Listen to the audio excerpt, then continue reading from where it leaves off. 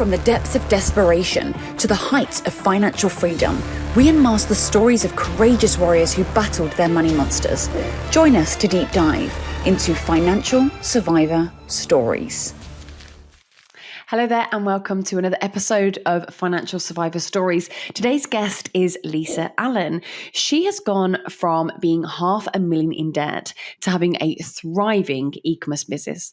She has gone to nearly losing her 27-year-old business through the GFC and then again through COVID, now to mentoring women to scale their own e-commerce business to show others how to get to a fast way of success. Listen on to hear her incredible story of what you do get if you do not give up. Welcome, Lisa, and welcome everyone to another episode of Financial Survivor Stories. Today, I'm super excited. We have a lovely lady on board, and I just want to go straight into it. You said, Lisa, that people look at successful people and think they have it easy. I love that sentence. They do. Right? It's so, and it usually comes from failed situations. From things that have happened in the past that have made them successful. Absolutely. People are looking at them and they're like, oh, wow, you've got it so easy. Why did you say that? You just do. I think it's human nature. I mean, even I look at successful people and think, you've got it easy. And I know the reality is they don't, but it's just human nature. I think when you look up to somebody, I had a young girl the other day say that to me, like, I just admire you. So I'm actually coaching her. And she was like, I just admire you so much and you're so amazing. And I'm like, but I still fuck up. I'm still not perfect. So yes, but it's human nature, I think. And also, success is obviously different in the eye of the beholder. So it could, if you're driving around that car, or you've got that house, or you've got that haircut, or whatever you've got, or that beautiful leopard skin outfit that we have on today, which I am very jealous of. You look amazing. So what were some of the pivotal moments that you, as you were a child, that shaped your determined personality that you have? Where did that come from? Definitely from my father. So I grew up in New Zealand, in Auckland, and my parents had a jeans store in the 70s. They had a few stores. So I grew up working in those, and I loved it. I loved the product, walking in, new stock, selling it off the floor. So, and then from there, I always kind of knew I would fall into it. But I used to look at the sales reps and think they were so glamorous. They're coming around selling us the product. So I, always wanted to be a sales rep. But I moved to Australia when I was 18, broke my parents' heart, and I fell into a sales rep role. I was really lucky. But the reality was I didn't actually enjoy it that much. I've always suffered anxiety and I hated cold calling. I'd get really anxious. I was really good once I had the customer nurturing them, but it was hard. So but funny enough, my first store was one of my customers, and it was a really successful store in Gaimea. And this lady had set it up, done amazing, sold it to someone else, and she ran it to the ground, and I bought it for a song. So I still continued working because I was on really good money. And then I bought my second store the same way. And then by the time I bought my third store, I thought, okay, it's time to get serious about being self-employed. So I finally left. And I had obviously a manager in each store at the time. So I was 23 when that all started happening. So yeah, Hang on, just seeing to get serious at your third store. I feel like the first one is pretty serious, but no, you waited to your third one. Wow, that's amazing. That's so good. But so I guess just being from a perspective of being self-employed, I looked at my parents, not having to rush out the door each morning. Having freedom, I think, was the biggest attraction to being self-employed, which, is pretty ironic when you look at the hours you have to work. But, hey, you can turn up to your kids' concert when you have to. So, it has its benefits. There's a balance there, isn't there? So was there any sort of negative memory that you had with money when you were young? Not really, to be honest. I think I was pretty lucky and pretty privileged. I mean, my parents grew up in London, post-war London, so they're very frugal. So I guess now that I'm an adult, I can see their mindset is, like my parents are quite comfortable now, but my mum always, like the other day she said to me, oh, we won't be able to afford to drive out of home soon with the price of petrol. And I'm just like, oh, for God's sake, Mum, like you've literally got millions, you know what I mean? Like, so I can see the mindset. But I guess when I was younger, she was always like, I would buy something, it would be like, do you really need that? So it really did make me think. I don't tend to buy much for myself, but not in a bad way though. I think So I had a good childhood. I was lucky. But my parents always taught me to pay for things myself and work for it. So nothing was ever given to me, which I really appreciate. And I think a real pivotal moment was I had my first car, and then I actually wasn't working for my parents by that point. I was working elsewhere, but Dad had loaned me the money. And he asked me to work on a Saturday. And I was like, oh, no, like I've worked all week and I'm going out. And he's like, no, I'm going away for the weekend. That car in the driveway, that shop paid for that car, so you will work. And so it was a real defining moment. I was like, yes, fair enough. So, yeah, I think I had good role models. Yeah, definitely. And did they encourage you to buy your first business, or was that you?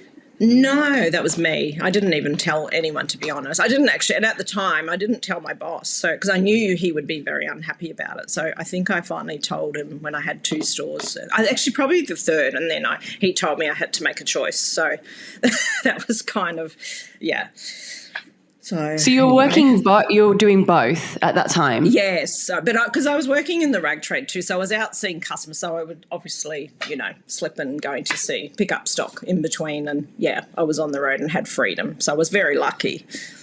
So I can see from my boss's point of view, he wouldn't have, been too lucky, but I was still getting my work done. I was still... So who do you think was significant in, like, as a role model in your youth that's inspired you to be like you are? You're very driven and you get things done. I honestly don't know. I really can't tell. It's just something that was internal that I wanted to achieve and succeed. Yeah, I don't know. So what's that internal? How do we get that? I want that. How do I get it? How do you get it? I don't know. Like I look now, like my 16-year-old's just been diagnosed with anxiety, social anxiety, and I look at her and I can see myself. I don't know. It's a really tough. I don't know where it comes from. It's just internal. I think it's just. I don't know. It's like you want to prove yourself. Like I felt for many years I felt like I never really belonged. So I mean I had friends, but I don't know. I was just always working, and So I don't know. It's a tough one to answer.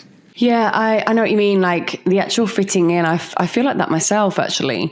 Like I had lots of friends, lots of acquaintances, but I never felt like every time I went into the room, I always felt like I was standing not above as in like a status way, but just looking at myself downwards thinking, where do I go here? Where am I fitting in? Always looking at what I'm saying to a certain extent to make myself feel more comfortable.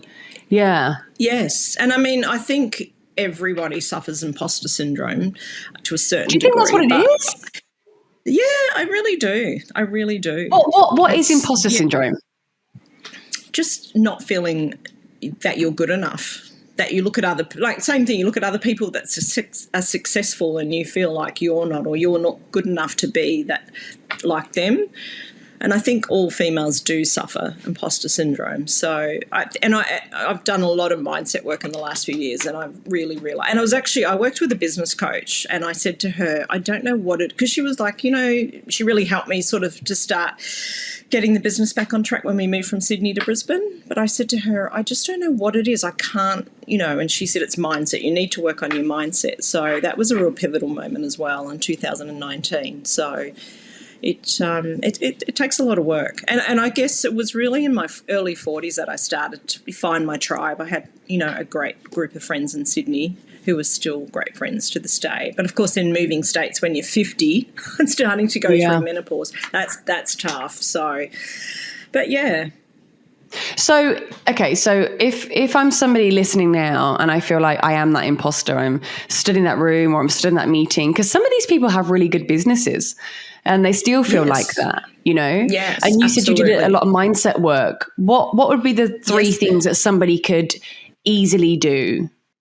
I think you've got to find the books that relate to you. Like a lot of my mindset work has been around money because I have a lot of, I think you've got to identify what you're struggling with and find the books that really speak to you. But journaling is huge. I journal almost every day. I think having your goals clearly written out, and you know, and that doesn't have to be financial. It can be, you know, I want to feel better about myself. I think one thing somebody said to me yesterday was, nothing's ever really about you. It's what you can teach other people as well. So I think we overthink, you know, what we look like, what we're speaking. Do you know what I mean? So I think it's just finding that confidence. But it's hard and it takes work. And somebody, funny enough, asked me this last night, and I said the mindset work never stops. That's the success, that you just can never, you know, you might have a few good days and then something will trigger you. And I must say, and I don't do it very often, but it's amazing, emotional tapping. So it's, you know, that when you're breathing and you tap, tell me, what is that? What do I do? So it's called EFT, emotional. I can't remember but if you can Google it, and there's lots of different tapping. But you just basically tap. So and you just breathe, and then you can say, even though I feel really shit today, even though I feel like a horrible person, even though I feel like my business is going to go bankrupt, I deeply and completely love and forgive myself. And you just breathe it all out and just blurt all the whatever shit's in your brain, and you feel so much better. So I highly recommend that. And another trick too, if you're out and you obviously don't want to sit in public doing that, you just tap your fingers. Tapping your head, yeah. And you just tap, and you just remind yourself, you know, I belong here. So you just tap the table instead. Just tapping the table. Just tap your fingers. So just tap your fingers. Okay, yeah. So just tapping and breathe. Just remember the breathing. So yes, that's really good advice. That's almost like bringing yourself back to the present, isn't it? Because you can get inside your head and your head just goes woo on like a whirlwind, and all of a sudden. Yes. So you have experienced some major challenges. I really want to talk about that, because these challenges, going back to what's made people successful, these circumstances have actually led to your business accumulating $500,000 in debt, didn't it? Yes, what happened there? So in 2011, when the GFC hit, our sales dropped by 70% overnight. So in an 8-week period, and suddenly we were, you know, and look, we weren't probably. What kind of money's that? I honestly can't remember. But we had, at the time, we had 5 stores plus e-com, and remembering, and at that stage, e-com was in its infancy. You know, there was no Facebook ads or anything like that, but we were doing quite well online.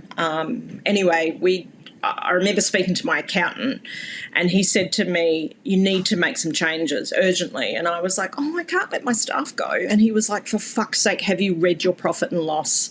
And I was like, no. So that night I sat down with a bottle of wine, and it was grim. It was really bad. So the next day I had to cut 8 people. I had to exit our lease at our warehouse. I went into a payment arrangement with the owner. The whole day was horrendous. I literally thought I was going to die. My parents stepped in. They sent me $100,000 that night. And I never forget, I was driving home and I looked at a tree, and I was going to drive myself into the tree.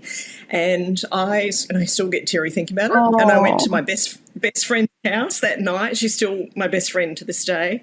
And I sat there with a bottle of wine, and she said to me, you will be a success one day.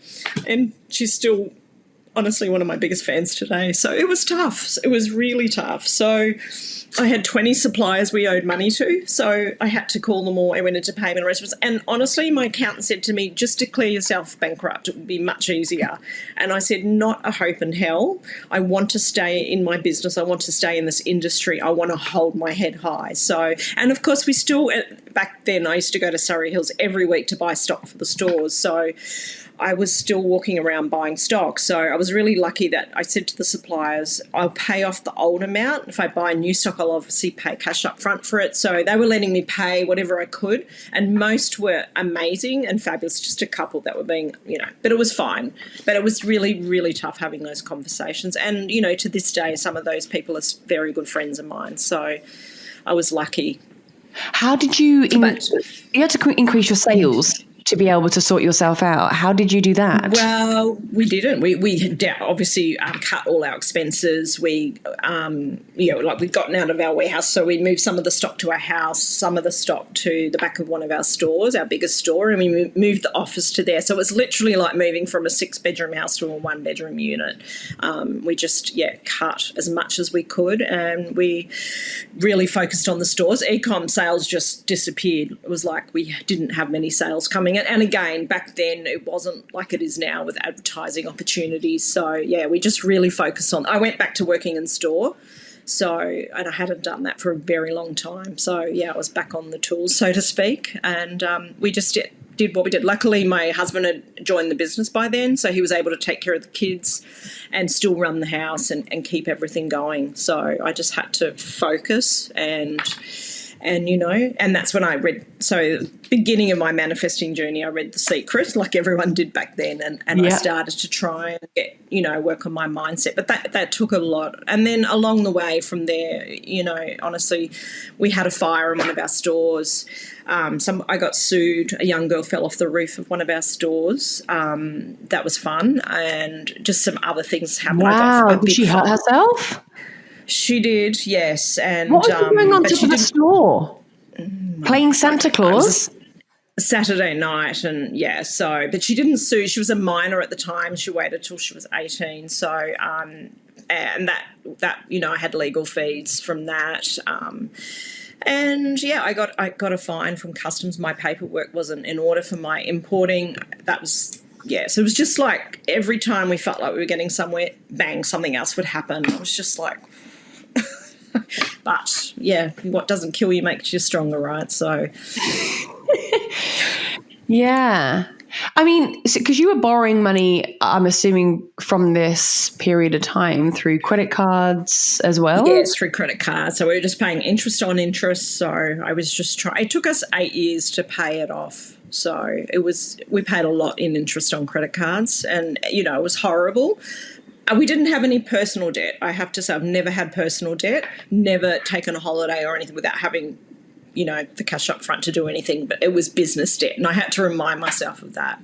And somebody said to me recently, why the hell did you not walk away? And I said, because I didn't want to go and work for someone else. That's all it was. I just didn't want to have to get a job. So, so that kept me going. So you made heaps of cutbacks, and naturally you're getting rid of staff, so you have to now jump on and do the job, because that's quite scary, thinking I need to get rid of all these people that do everything because I can't afford to keep them. I still had some team members, so I think at the time we had 4 or 3 stores, so we still obviously had a team, but we just kept it as tight as possible. Obviously kept the best performing staff members.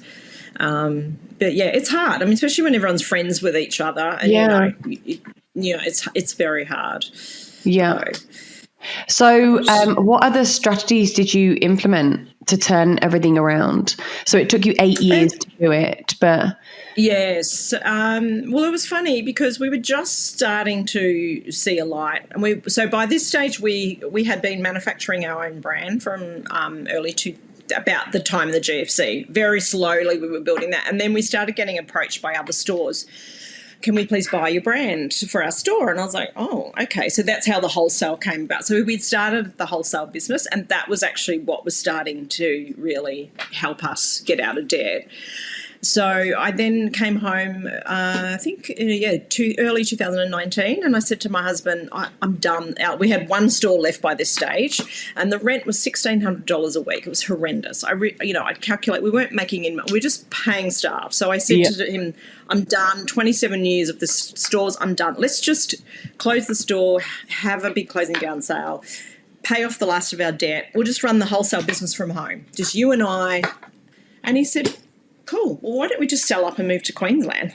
It just happened. I had no clue it was coming, and 3 weeks later our house was on the market. I'd flown up to Brisbane, got a rental. So we moved up here, June 2019, and just with the wholesale business, and it was just like we had to start again. So that's when I knew I needed something, and that's how I came across a business coach. So it was really weird how it all happened. Actually, a competitor brand called me to ask me if I wanted to buy her business. It was sort of when there was a little downturn again.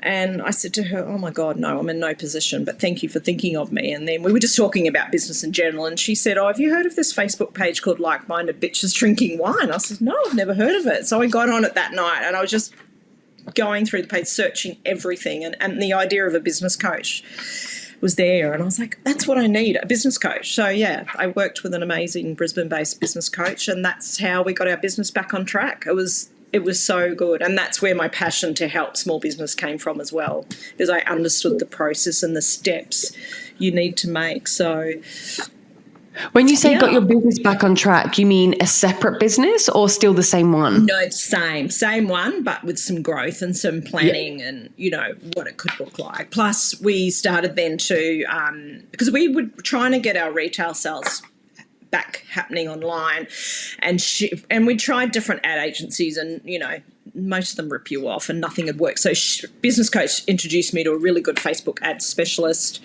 We took her on. She started to slowly grow sales online. So and then of course we were going really well. Wholesale was predominantly our business, and again, one staff member, we were happy, and then of course COVID hit. So then bang, all the stores went into lockdown. Our wholesale business virtually dried up overnight. So it was, okay, shit, what are we going to do now? So then it was like, okay, we have to pivot back to retail sales, and this has to work. So we upped our Facebook ads. And of course, then we captured a new market, 65 plus. They'd never shopped online before. They were stuck at home, and bang, overnight, honestly, it just went boom. So that's where our growth started to come from. So it was crazy. It was really crazy. COVID was good to us. So after crying for 3 weeks straight, thinking we were going to lose everything. So, yeah. I'm listening to you now, and it's like, success is just not an easy journey sometimes, isn't it? The path of least resistance, we're meant to be taking that path, but we don't really learn anything if we take the easy path. But you're so driven, and you never give up. And that's... No. If somebody is listening to you thinking, oh my God, I just keep having these roadblocks, I keep having things coming at me every single moment, you see the light at the end of the tunnel and then something else comes, what advice would you give to that person? Probably what you'd be giving to yourself, maybe. Yes. This is going to sound very woo-woo, but I read recently that, and it applies for sports people as well, that it's only 30% talent and 70% mindset. And I have realised that in the last few years, you have to have the right mindset. You, again, goals, journal, a clear vision of what you're wanting to achieve, whether it's in your business or your personal life. But yes, that is honestly what it takes. And just to remember that and know every day what you're working towards. But, there are, in the last few years, there's some amazing business coaches out there. There's a lot of free resources. There's, business groups. There's so much available for entrepreneurs to access. I mean, YouTube's amazing, right? You can freaking, Google anything on YouTube. How do I do this? How do I do that? So, yeah, but you have to put it, it's the hustle. You can never stop hustling. That's the thing. It's not easy. Even when you get your business up and running, it never stops, especially in e-com, because it just evolves all the time. So you have to have that burning desire within. So how are you helping people now? Because you're now doing... You're now doing some mindset business coach and helping people with the aftermath of their financial difficulties. What are you doing now on top of everything else? I've kind of fell in to that this year, to be honest. I joined a business group in Brisbane, and it's an in-person event. I love it, Bell Evolution. And I just started, the owner kind of asked me if I'd mentor a couple of people, and it just kind of grew from there. And then I've joined another program called SheCom, which is amazing. It's a great community for business people. And I'm one of the coaches in there. I just do a couple of hours a month, but I just love it. I really love helping people. So I'm heading towards being a strategist, so just helping them with the steps. We all know what we need to do, but sometimes we just get so caught up and overwhelmed, you need to just backtrack. And I always say to everyone, it's the staircase, the never-ending staircase of business. It never stops. You might get to a platform and stabilise from it, but you just has that one step at the time, or just look at 3 steps at a time and work on that, and then move forward from there. Yeah, because it's very difficult with social media. You're looking at everybody else, whether it's true or not. Perception is normally 5% of the truth, right? But you're looking at people in their Lamborghinis, or I don't know, the Jones next door, they've got everything. And you just think, I want to be there. And that might be 10 steps ahead. And that's really overwhelming, especially when you're driven. I imagine that you've been through this as well, where, that's where sort of anxiety comes from, doesn't it? Where you're like, I'm not there. Why am I there? It's like being 27 years, Yes, yeah. How do you get over that? How do you take 3 steps at a time when you can see there's 10 in front of you? I think if you're feeling that overwhelmed or anxious or upset, that's when you got to step away from your business. Whether it's just to go and watch a couple of hours of shit TV and just take your mind off it and regroup. You just have to refocus, because that's, you do. And look, I still go through, I've still got a long way to go. I'm not where I want to be. So it never ends. But it's the mindset and the positive, I can do this, I've got this. And there are bad days. This panel I spoke on last night, one of the businesses there, she's an amazing business, and she was really open about how this year every interest rate rise has fucked her business, she's had to lay off a few staff and which everyone's going through again this year. So, and that was hard for me in May, because it triggered the whole GFC thing again. I was like, oh my God, we're going to go back. So I had to do major mindset work. And I was like, no, you're a different business now. So you're stronger, you're much more mature. You've got this. So it never ends. But I think, you've just really got to keep your mental health in check. You mentioned journaling earlier. What am I journaling? What am I writing down? Hello, Carly. Because I remember when I used to journal, it was like in a diary when I was like 10 years old, and I was like, so James, this boy at school, like, what am I writing down in a journal? Like, no idea. Yes. Well, it depends how woo-woo you are or not. I guess, I don't know. I just say, go for it. Of course. Well, I love universe. I think the universe, whatever you believe in God, whatever, I say universe. And it's just whatever comes to mind that day. Thank you, universe, for, I try and pick a few good things that happened that day. And then I go, very soon, by the end of next year, I'm going to be debt-free, whatever it is I'm working towards. And I just keep, but I don't have any set. It's just, I have a beautiful, beautiful book I bought, lots of pages, and I just write whatever shit comes to mind, to be honest. It's not, and I'll have days where I forget, and then I'm like, not going to get back on track. So, but I do, I was saying to someone last night, if you're in a real funk, writing out 20 things you're grateful for 30 days is amazing, and it's a really good start to get you in a positive mindset, because then it comes naturally to you. So even in the morning, I know it sounds crazy, but like thanking the water, you're brushing your teeth, there's everything you can think of. There's so many things to be grateful for, and then once you do it, it's just second nature. So that's, I think, really, you feel like a bit of an idiot when you start doing that. And it's always like, you listen to people doing it and you're like, oh, you're one of those grateful people. You can be happy about everything. And I wasn't, trust me. I want to be happy today. Okay, I thank you for the water. But no, it does work. And action is power, right? So if you do it over and over again, you're saying that that's when it starts to actually feel like it's working. Because the first couple of times doesn't work, does it? I remember, like, 2020 I was doing it, and I'm brushing my teeth going, fucking woo-woo shit, this is but seriously, it honestly works. And I found that 30-day was a sweet spot, because then it's like a habit, forming a habit, right? It becomes a habit that you're grateful. So, yes, highly recommend that. So I dare anybody listening now, I want you to try. You're going to be totally woo-woo along with me and Lisa, and every day you're going to be grateful for 10 things. 10 things. Try 20. Try 20. Oh, wow, that's a lot. God. Yeah. And I believe what you put out and you attract back. I really do. So absolutely. I'm going to be thankful for the wallpaper and the light switch. There's going to be things we're going to be thankful now. Yeah, it's good. I think that especially when you're in that funk and lots of things have gone wrong, there's a couple of ways, obviously mindset, which you've mentioned, but also the pivoting that you do. you found a wholesale business out of your retail business.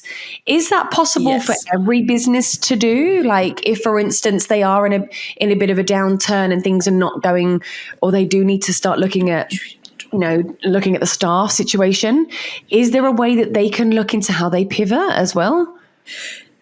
Definitely, but I mean, you have to be manufacturing to be able to wholesale, obviously. So that would only apply to someone who's importing or making their own product. But yeah, I think every business I know every business has to pivot at some stage. So it's just, all the steps, obviously cutting expenses, looking at where you can increase sales, how do you make that happen? So it's putting strategies in place to be able to move to what you want to achieve. But, there are always economic downturns, and it's just life. And it's, one of the girls I'm coaching at the moment, she's only been in business 5 years. I'm not only, she's done well, 5 years is great, but she's really feeling it now. And, I say to people, it's not going to just get back to what it was overnight, And my dad said to me once, every 7 to 10 years there's an economic downturn of some sort. And it's really true. So you have to be prepared for it in business, unfortunately.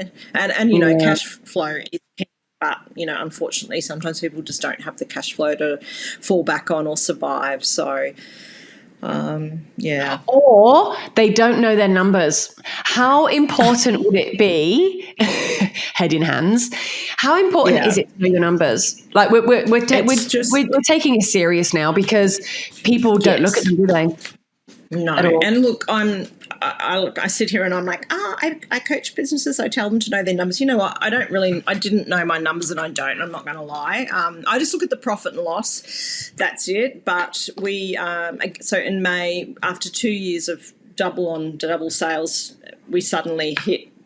We ran at a loss for the month of May, and it was like alarm bells. So we were working with a business strategist who was amazing. He helped grow our business, and him and I looked at the numbers, and he just said, oh, shit, I didn't realise, what's going on. Anyway, he said, you now need a CFO. And I was like, what the hell is a CFO? Anyway, we now have this amazing CFO who is teaching me numbers, and it's incredible. Like, I did not realise that 80% of our sales come from our top 20 products.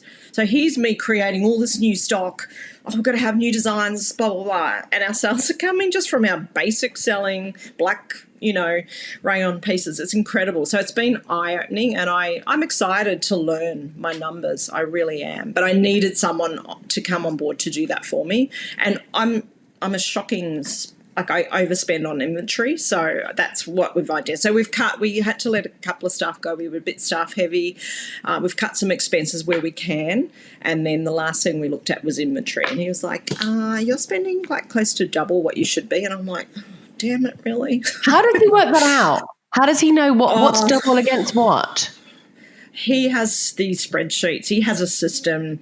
It's incredible. I can't even explain to you, but I just know. He shows me and I'm like, okay, that makes a lot of sense. But yes, absolutely. And it's all Excel spreadsheets. So he's created something. So if you've got, if you're starting out in your business, you just have to have your numbers. You have to have the dashboard, and that's how you should start and begin and maintain your business, knowing your numbers. And it's so vital. And I think the biggest thing I didn't really realise until recently, and that's really embarrassing because I've had my business 30 years, but your business is worth 3 times your profit.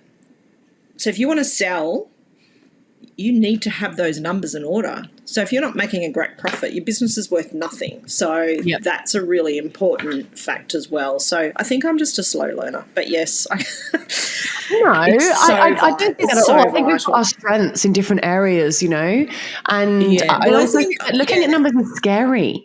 Because then, you're doing your passion every single day. And if I look at these numbers, it might mean that I don't get to do what I do every day. And then I might have to go and work with someone. And then I might not be able to live in this house. And then I have to, it starts, it's and then it gets anxiety. And I'm always like, there was always enough there. But and another thing I must tell you, our daughter joined the business last year. She's 21 now, so that's been life-changing. She said to me all her life, I'm never going to be like you, Mum, a stressed-out business person.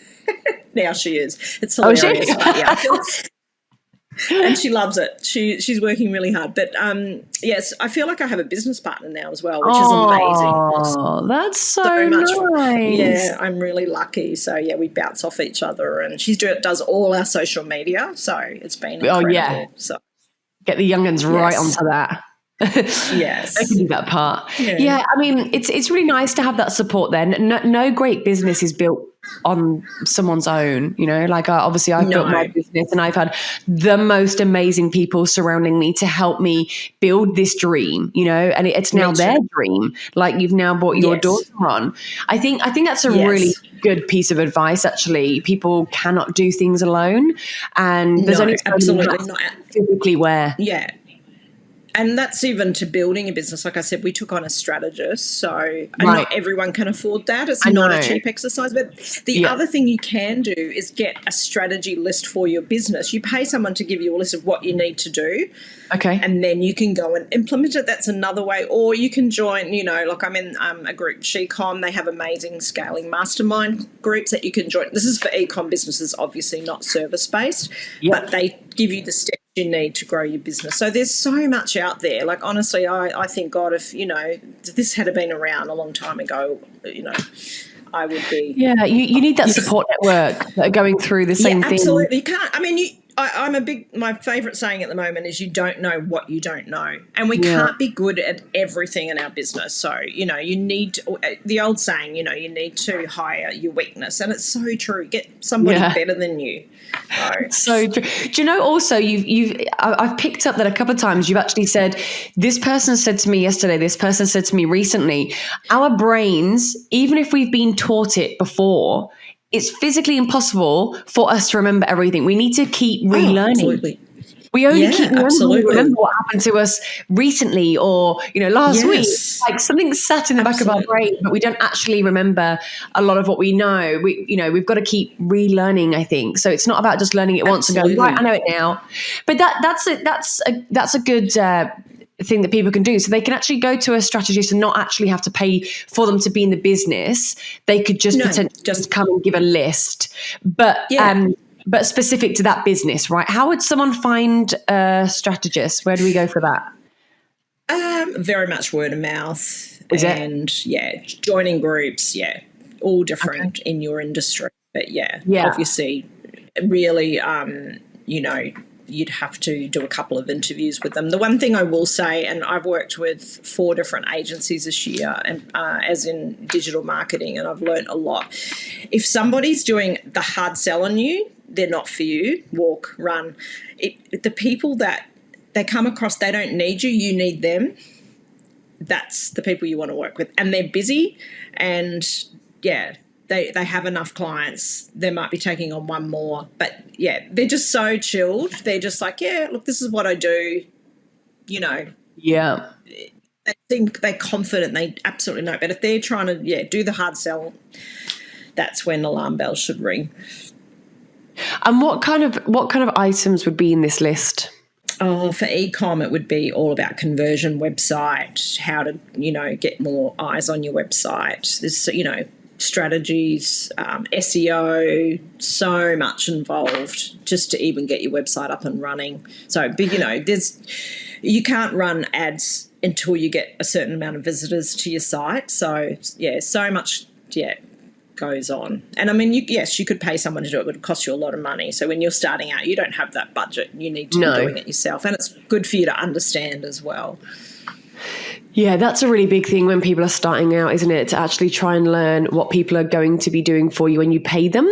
Because otherwise, if you don't, you can't hold them accountable. That is a really good piece of advice, Lisa, because, especially starting my business, I definitely tried to learn what I could myself. But it is hard, especially if it's not your thing, absolutely. It's like, Facebook ads, I could never run them. I could never do them. I can understand the data.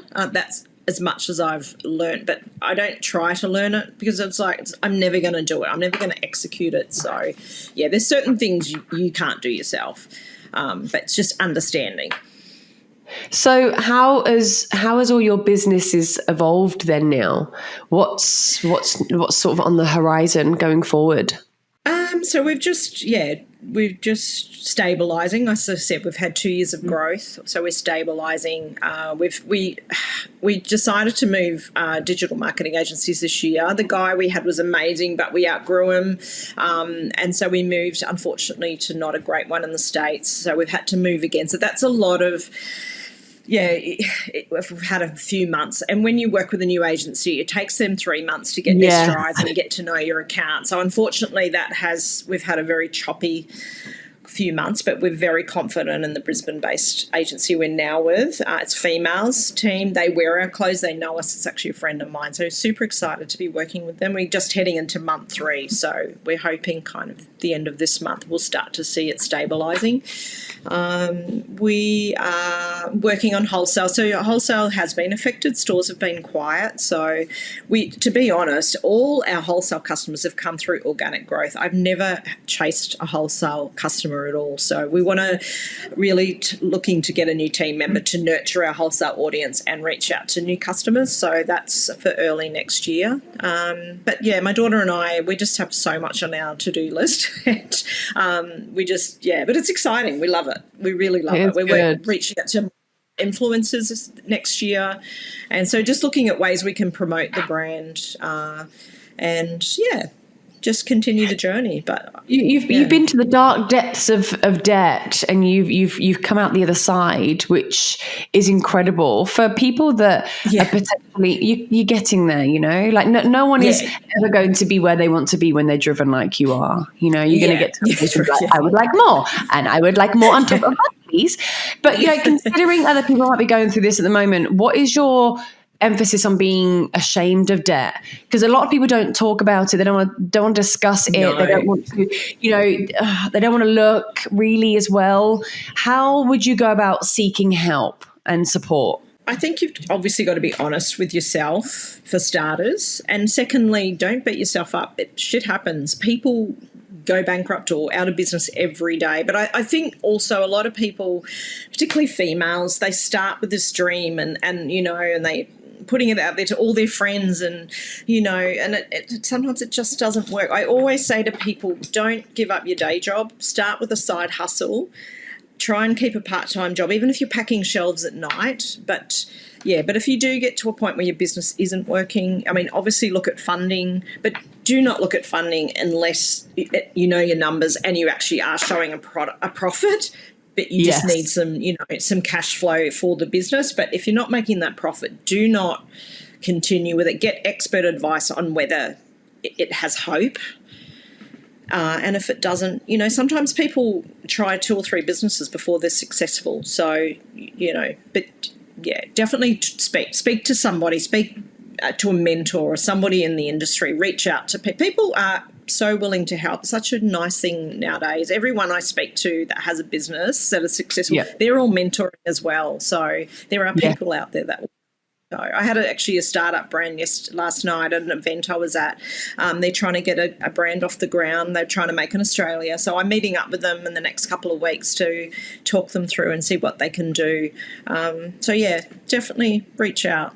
People out there will help. Or join some mentor groups, like you've said. Yeah, or business groups. Some of them. So you've got the ones that you're in for e-commerce. What was that one called? Yes, e-commerce. So Shecom's amazing for e-commerce. If you're Brisbane-based, Bell Evolution's amazing. That's an in-person event. So they're the 2 main ones. I have to say, Like-Minded Bitches Drinking Wine, that Facebook page is full of information. So a lot of people ask for recommendations Australia-wide. Digital marketing agencies, lots on there. So start with that and just search Google and you can just find so much information from there. Yeah, and it's kind of nice that it's also, it is women, mostly women. It is women. So absolutely. You can feel a bit more supported that people are going through the same situation. That's amazing. Absolutely. I'm hoping people are going to jump onto that. And okay, so as a last question, I like to ask all of my guests, what superpower do you think that you have? Oh gosh, I guess tenacity to not give up. Yes, that would be my superpower. You do not give up. I love that. Yeah. Yeah. in anything. Yeah. In anything. No. That is a superpower. That is a superpower, because I tell you what, sometimes when you feel totally broken, it is easy to give up. It is. It is. It really is. So, and you just have to lick your wounds. We're not perfect. I think you have to get past the fact you think everyone's judging you, or, and like we were saying before we started, nobody loves them. Everyone's imperfect. Everyone wants to see that. So just say, I fucked up, or this is happening, or, I'd have a day, or I stuffed that up, but I'm going to get up tomorrow and try again, and, not give up. So... Well, hopefully you can spread the love with the do not give up, and put it into other people as well going forward into your mentorship. Thank you so much, Lisa. There's been lots of things here that people can take on and hopefully build their businesses, and realize that there are lots of people out there that are just like them, and they can just be as successful as you are. Thank you so much, Lisa, for your time. Thank you for having me on. Thank you. You're welcome. Bye. And that's a wrap from another episode of Financial Survivor Stories. We're not just about stories, we are about solutions. If there is something in your financial world that is not adding up, you need to start taking action. For financial fixes that put you first, and for more information, visit getmyrefund.com.au and stay tuned for more ways to become financially successful. See you soon.